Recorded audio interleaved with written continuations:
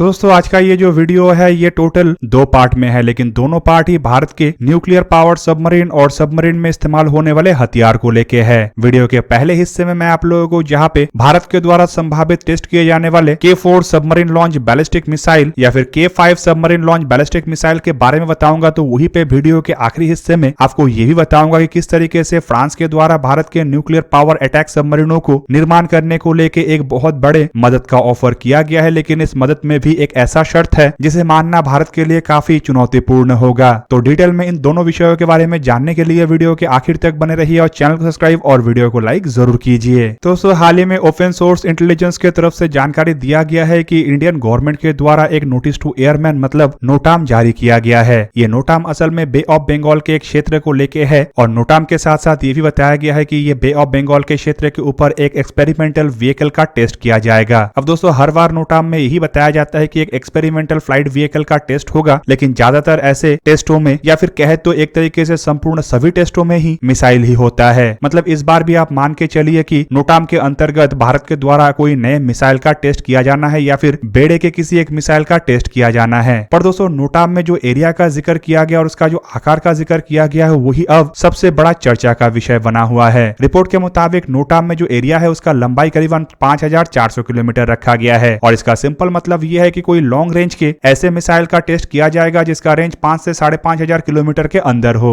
अब दोस्तों ऐसा मिसाइल अगर देखा जाए तो बेसिकली ये बैलिस्टिक मिसाइल ही होता है और भारत के जो लैंड बेस्ड बैलिस्टिक मिसाइल या फिर कहे तो surface to surface ballistic missile का लिस्ट है, इसमें अग्नि 5 भी इस रेंज के दरमियान आता है। वैसे तो कई जगहों में बताया जाता है कि अग्नि 5 का रेंज 8000 किलोमीटर के आसपास है, लेकिन भारत की तरफ से इन मिसाइलों के रेंज 5000 से 5500 किलोमीटर ही बताया गया है। और नोटिस टू एयरमैन की लंबाई को देखते हुए जहां पे कुछ जगहों में चर्चा हो रहा है कि ये मिसाइल कुछ और नहीं बल्कि अग्नि 5 मिसाइल का ही टेस्ट है, तो वहीं पे कुछ जगहों में ये भी चर्चा का विषय बना हुआ है कि शायद ये अग्नि 5 नहीं बल्कि अग्नि 5 की जगह में भारत के द्वारा सबमरीन लॉन्च बैलिस्टिक मिसाइल मतलब K4 बैलिस्टिक मिसाइल या K5 बैलिस्टिक मिसाइल का टेस्ट किया जाना है। दोस्तों यहाँ पे K4 मिसाइल का जिक्र इसीलिए किया जा रहा है क्योंकि कुछ दिन पहले जब चाइना के स्पाई शिप इंडियन ओशन के अंदर भारत के मिसाइल के टेस्ट को ट्रैक करने के लिए आया था, तब असल में भारत की तरफ से ऐसे ही एक लॉन्ग रेंज के सबमरीन लॉन्च बैलिस्टिक मिसाइल का टेस्ट किया जाना था। हालांकि चाइना के जहाज इंडियन ओशन के अंदर आने से 20 दिन पहले भारत के द्वारा एक सबमरीन लॉन्च बैलिस्टिक मिसाइल का टेस्ट किया गया था। दोस्तों उस दरमियान खबर में था कि भारत असल में K4 बैलिस्टिक मिसाइल का टेस्ट करना चाहता है और K4 बैलिस्टिक मिसाइल के बारे में जानकारी हासिल करने के लिए ही चाइनीज पीपल लिबरेशन आर्मी के द्वारा अपने स्पाई शिप को इंडियन ओशन में भेजा गया था। चाइना के जहाज को देखते हुए जहां पे उस दरमियान मिसाइल के टेस्ट को पोस्टपोन किया गया, तो वहीं पे दोस्तों अब चाइना के जहाज इंडियन ओशन से बाहर निकल चुका और फिर से नोटाम जारी हुआ बोल के माना जा रहा है कि शायद ये K4 submarine launch ballistic missile का ही टेस्ट के लिए हो। पर आप लोगों को यहाँ पे जान के रखना चाहिए कि K4 बैलिस्टिक मिसाइल का रेंज जहाँ पे 3500 किलोमीटर है, तो वहीं पे अगर नोटाम के एरिया 5400 किलोमीटर है, तो K4 के टेस्ट के लिए इतने बड़े नोटाम के एरिया का क्या आवश्यकता है। और दोस्तों नोटाम के इस एरिया को देखते हुए ही बताया जा रहा है कि शायद ये K4 नहीं बल्कि K5 मिसाइल का भी टेस्ट हो सकता है। वैसे दोस्तों मैं अगर K5 मिसाइल का जिक्र कर रहा हूं तो आप लोगों के मन में ये सवाल उठ सकता है कि भारत तो अब तक K5 मिसाइलों का डेवलपमेंट ही नहीं किया और भारत के बेड़े में K4 मिसाइल तैयार है जिसका की टेस्ट हो सकता है, तो मैं K5 का क्यों कह रहा हूं। पर आपके जानकारी के लिए बता दूं कि K5 मिसाइल का डेवलपमेंट प्रोसेस चल रहा है और जिन मिसाइलों का डेवलपमेंट किया जाता है उन मिसाइलों को कभी ना कभी पहली बार के तहत टेस्ट भी किया जाता है, तो संभावित ये टेस्ट K5 मिसाइल के पहला टेस्ट भी हो सकता है। वहीं पे K5 मिसाइल के अगर रेंज को देखा जाए तो ये भी करीब करीब 5000 से 6000 किलोमीटर के दरमियान है। मतलब ये जो नोटिस टू एयरमैन के तहत एरिया का जिक्र किया गया उसके लंबाई के साथ K5 मिसाइल के रेंज एक तरीके से फिट बैठता है। वहीं पे K5 मिसाइलों के अगर प्रीवियस रिपोर्टों को देखें तो पहली बार defence research and development organisation के तरफ से साल 2015 में जानकारी दिया गया था कि K5 सीरीज के मिसाइलों के डेवलपमेंट किया जा रहा है। हालांकि साल 2018 में खबर यह भी आया था कि K5 मिसाइलों के मीडियन फ्लाइट टेस्ट मतलब पहला परीक्षण को लेकर भारत की तरफ से तैयारी किया जा रहा है। और दोस्तों साल 2020 के अक्टूबर महीने के हिंदुस्तान टाइम्स के एक रिपोर्ट के मुताबिक उस दरमियान K5 मिसाइल डेवलपमेंट फेज में था और उसका टेस्ट एक्सपेक्ट किया जा रहा था साल 2022 में। और दोस्तों ये साल 2022 है और संभावित साल 2022 का ये आखिरी नोटिस टू एयरमैन हो। दोस्तों ये नोटिस टू एयरमैन असल में 15 से 16 दिसंबर के लिए जारी किया गया है। मतलब 15 से 16 दिसंबर के दरमियान शायद भारत K5 मिसाइल का ही टेस्ट करे। ऐसे में दोस्तों अगर चाइना के स्पाई शिप के इंडियन ओशन के अंदर एंटर होने को भी देखा जाए तो भी एक तरीके से संदेह होता है कि भारत कोई ऑर्डिनरी मिसाइल टेस्ट तो नहीं कर रहा है। एक ऐसा मिसाइल का टेस्ट भारत करने जा रहा है जो चाइना के लिए एक चिंता का विषय बना हुआ है और चाइना एक तरीके से उस मिसाइल से डर कर भी रहा है। बेसिकली दोस्तों जब अग्नि मिसाइलों के 5वां सीरीज मतलब अग्नि 5 का टेस्ट किया गया था तब भी चाइना की तरफ से भयंकर प्रतिक्रिया आया था और चाइना का ही कहना है कि ये जो मिसाइल है ये 8000 किलोमीटर रेंज वाला मिसाइल है और वहीं पे भारत का कहना था कि ये 5500 किलोमीटर रेंज का मिसाइल है और भारत के द्वारा अगर सेम रेंज के और एक ऐसे मिसाइल का डेवलपमेंट किया गया है जो कि पानी के नीचे समुद्र में तैनात सबमरीनों से लॉन्च किया जा सकता है तो सोचिए आप चाइना का तिलमिलाहट कितना होगा। चाइना के तिलमिलाहट, मिसाइल के रेंज, मिसाइल के टेस्ट को लेकर पिछले खबर, इवन नोटाम के एरिया को देखते हुए दोस्तों माना जा रहा है कि शायद भारत आने वाले 2 हफ्तों के अंदर अपना next submarine launch intercontinental ballistic missile का ही टेस्ट करे। दोस्तों फिलहाल K5 मिसाइल को इस तरीके से बनाया गया है कि इन मिसाइलों का इस्तेमाल अरिहंत क्लास के सबमरीनों में भी किया जा सके और आने वाले S5 क्लास के सबमरीनों में भी किया जा सके। पर वहीं पे अगर भारत के सबमरीनों के डेवलपमेंट के प्रोसेस को देखा जाए तो S5 क्लास के अंतर्गत जहां पे न्यूक्लियर पावर बैलिस्टिक मिसाइल सबमरीनों का डेवलपमेंट हो रहा है तो वहीं पे भारत न्यूक्लियर पावर अटैक सबमरीनों के प्रोजेक्ट को भी आगे बढ़ा रहा है। और आज का जो दूसरा अपडेट है वो असल में यह न्यूक्लियर पावर अटैक सबमरीनों को रिलेटेड ही है। आप सबके जानकारी के लिए बता दूं कि रिपोर्ट में बताया जा रहा है कि भारत के जो नेक्स्ट जनरेशन के nuclear power attack submarine project है इसमें फ्रांस की तरफ से पंप जेट प्रोपल्शन टेक्नोलॉजी का ऑफर किया गया है। दोस्तों फ्रांस के ऑफर के बारे में जानने से पहले चलिए थोड़ा हम जान लेते हैं कि भारत अपने SSN प्रोजेक्ट को किस तरीके से आगे बढ़ाना चाहता है और ये पंप जेट प्रोपल्शन टेक्नोलॉजी को लेकर भारत फिलहाल कैसे काम कर रहा है। रिपोर्ट के मुताबिक भारत में जो न्यूक्लियर पावर अटैक सबमरीनों का निर्माण किया जाएगा उसका डिजाइन और डेवलपमेंट का संपूर्ण जिम्मेदारी वॉरशिप डिजाइन ब्यूरो के पास है। और दोस्तों वॉरशिप डिजाइन ब्यूरो एक ऐसा संस्था है जो जहाज और सबमरीनों का निर्माण के साथ साथ इसमें इस्तेमाल होने वाले महत्वपूर्ण कंपोनेंटों के ऊपर भी काम करता है। फिलहाल दोस्तों अब तक इन न्यूक्लियर पावर अटैक सबमरीनों के डिजाइन को फाइनलाइज तो नहीं किया गया है लेकिन बताया जा रहा है कि इन न्यूक्लियर पावर अटैक सबमरीनों में pump jet propulsion system technology का इस्तेमाल किया जाएगा जो कि ट्रेडिशनल टेक्नोलॉजी के मुकाबले में जहां पे एडवांस तो है ही साथ में ये काफी अधिक टेक्नोलॉजिकली सोफिस्टिकेटेड भी है। पर दोस्तों रिपोर्ट के मुताबिक भारत की तरफ से फिलहाल इसके ऊपर काम शुरू कर दिया गया है और इसके एक काफी छोटे स्केल के वर्जन को टेस्ट भी किया जा रहा है। और दोस्तों ये टेस्ट रिसर्च एंड डेवलपमेंट के तहत ही किया जा रहा है और टेस्ट संपूर्ण होने से इसके एक फुल स्केल वेरिएंट के ऊपर काम शुरू किया जाएगा जो संभावित अगर तय समय पे तैयार हो जाता है तो इन सबमरीनों में इसका इस्तेमाल किया जाएगा। पर फिलहाल इसके लिए लंबा इंतजार है और टेक्नोलॉजिकली काफी सोफिस्टिकेटेड ऐसे इक्विपमेंटों को बनाने के लिए रिसर्च एंड डेवलपमेंट को भी लंबे प्रोसेस से गुजारना पड़ेगा। पर दोस्तों भारत जहां पे अपने खुद के पंप जेट प्रोपल्शन टेक्नोलॉजी के ऊपर काम कर रहा है तो वहीं पे इस तरीके के डेवलपमेंट के ऊपर फ्रांस का भी पैनी नजर है। बेसिकली दोस्तों फ्रांस की तरफ से अपने खुद के पंप जेट प्रोपल्शन टेक्नोलॉजी का ऑफर भारत को किया गया है और वो भी ट्रांसफर ऑफ टेक्नोलॉजी के तहत। पर यहाँ पे फ्रांस की तरफ से भारत के अपने इक्विपमेंटों के ऊपर नजर इसलिए रखा गया है क्योंकि फ्रांस को पता है कि भारत अगर खुद के टेक्नोलॉजी को डेवलप कर लेता है तो फ्रांस के टेक्नोलॉजी को नहीं खरीदेगा। और दोस्तों इससे फ्रांस की टेक्नोलॉजी ट्रांसफर के तहत ऑफर किया गया पंप जेट प्रोपल्शन टेक्नोलॉजी में जितना नुकसान नहीं होगा उससे अधिक नुकसान और एक हथियार में होगा। असल में दोस्तों फ्रांस की तरफ से ट्रांसफर ऑफ टेक्नोलॉजी के तहत जो पंप जेट प्रोपल्शन सिस्टमों का ऑफर रखा गया इसमें एक शर्त रखा गया और वो शर्त है अगर भारत की तरफ से फ्रांस के सबमरीनों को परचेस किया जाता है तो ही फ्रांस ये टेक्नोलॉजी भारत को देगा। और दोस्तों ये सबमरीन असल में प्रोजेक्ट 75I के अंतर्गत खरीदे जाने वाले सबमरीन है जिसमें फ्रांस के द्वारा भारत के सामने अपने स्कॉर्पियन क्लास के अपग्रेडेड वर्जन स्कॉर्पियन एक्सेल का ऑफर रखा गया है। और आपके जानकारी के लिए बता दूं कि फिलहाल इन सबमरीनों में एक tested air independent propulsion system नहीं है जिस कारण फ्रांस अपने आप को प्रोजेक्ट से ऑलरेडी बाहर कर चुका है। हालांकि दोस्तों ऐसे में अगर भारत के द्वारा पंप जेट प्रोपल्शन टेक्नोलॉजी के लिए फ्रांस के सबमरीनों को खरीदा जाता है तो इसमें भारत का एक तरफ तो फायदा होगा लेकिन दूसरी तरफ नुकसान हो सकता है। और दोस्तों मेरा मानना यह है कि एक ऑफर के लिए भारत शायद ऐसा डिसीजन ना ले पर पंप जेट टेक्नोलॉजी भारत के लिए फिलहाल अति महत्वपूर्ण है। और दोस्तों अगर किसी अन्य देश से भारत को यह टेक्नोलॉजी ट्रांसफर ऑफ टेक्नोलॉजी के तहत मिलता है तो भारत के जो next generation nuclear power attack submarine के प्रोजेक्ट है ये तेज रफ्तार से आगे बढ़ सकेगा। दोस्तों फिलहाल अगर पंप जेट टेक्नोलॉजी के इस्तेमाल किए जाने वाले सबमरीनों को देखा जाए तो ब्रिटेन के द्वारा अपने Astute class nuclear power attack submarine, America के द्वारा अपने upcoming Columbia class nuclear power attack submarine और फ्रांस के द्वारा अपने बराकुडा न्यूक्लियर पावर अटैक सबमरीनों में ये पंप जेट टेक्नोलॉजी का इस्तेमाल किया गया है। बेसिकली दोस्तों पंप जेट प्रोपल्शन सिस्टम सबमरीनों को पानी के नीचे तेज रफ्तार से आगे बढ़ने में तो मदद करता ही है, साथ में ऐसे प्रोपल्शन सिस्टमों के कारण सबमरीनों के जो नॉइज है वो भी काफी कम होता है। मतलब सबमरीन काफी हद तक स्टेल्थी रहता है और दुश्मन के सोनार के लिए सबमरीनों को डिटेक्ट करना काफी मुश्किल होता है। पर दोस्तों ऐसे पंप जेट प्रोपल्शन टेक्नोलॉजी में एक लिमिटेशन ये भी है कि इसमें काफी अधिक मात्रा में पावर का आवश्यकता होता है जिस कारण इसका इस्तेमाल न्यूक्लियर पावर अटैक सबमरीनों में ही किया जा सकता है और छोटे आकार के कन्वेंशनल सबमरीनों में ऐसे टेक्नोलॉजी का इस्तेमाल एक तरीके से फिलहाल के कंडीशन में तो इम्पॉसिबल है। हालांकि ये अभी से नहीं कहा जा सकता है कि आने वाले समय में ऐसे कोई pump jet propulsion technology develop कर लिया जाए जो कि छोटे डीजल इलेक्ट्रिक सबमरीनों में भी इस्तेमाल हो सके। तो दोस्तों ये था आज का वीडियो। अगर आपको वीडियो अच्छा लगा तो लाइक कीजिए और मेरे चैनल को सब्सक्राइब कीजिए और साथ में बना हुआ बेल आइकन को भी प्रेस कर दीजिए ताकि आप मेरा वीडियो देख पाए सबसे पहले। जय हिंद।